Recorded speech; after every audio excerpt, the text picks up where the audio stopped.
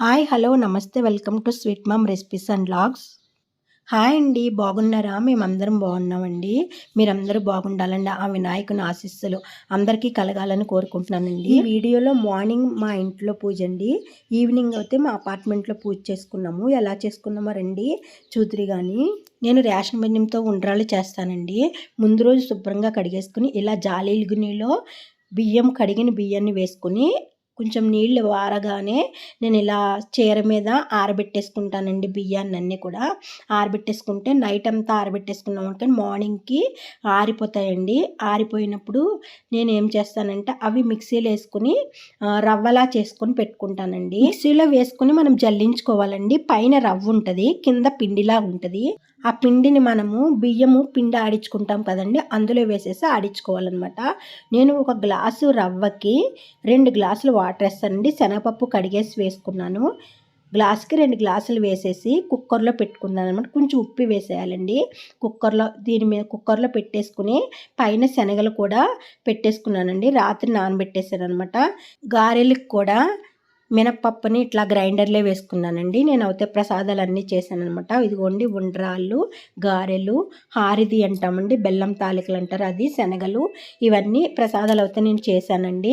ఇక్కడ మా పిల్లలు మా హస్బెండ్ అయితే ఇక్కడ రెడీ చేస్తున్నారనమాట. మేము ప్రతి సంవత్సరము పాలీకి అరేంజ్ చేస్తామండి. పాలి పెట్టుకుని ఇవన్నీ ఫ్రూట్స్ అవన్నీ కట్టేసి పుస్తకాలు పెట్టుకుంటామండి.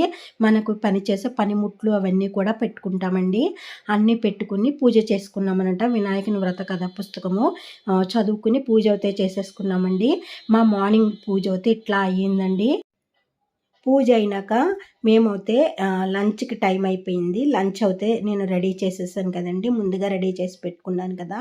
అమ్మ లంచ్ అయితే ఏం లేదండి, 4 ప్రసాదాలు చేశాను కదా, అవిని అన్నము, ముద్దపప్పు, మాగాయ పచ్చడండి, వాటితో తినేసాము. తర్వాత ఈవినింగ్ పూజకి అయితే మేము అన్నీ రెడీ చేశాను అనమాట.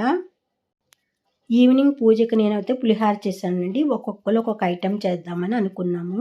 అట్లా ఒక్కొక్కరు ఒక్కొక్క ఐటెం చేసామన్నమాట. నేనైతే పులిహార చేశానండి.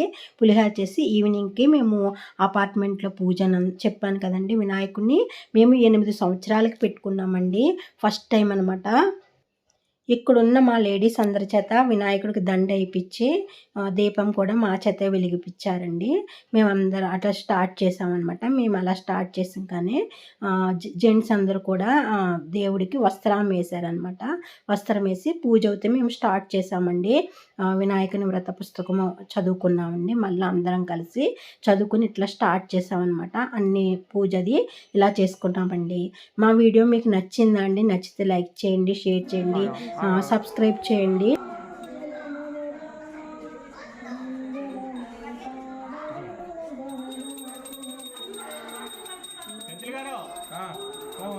రండి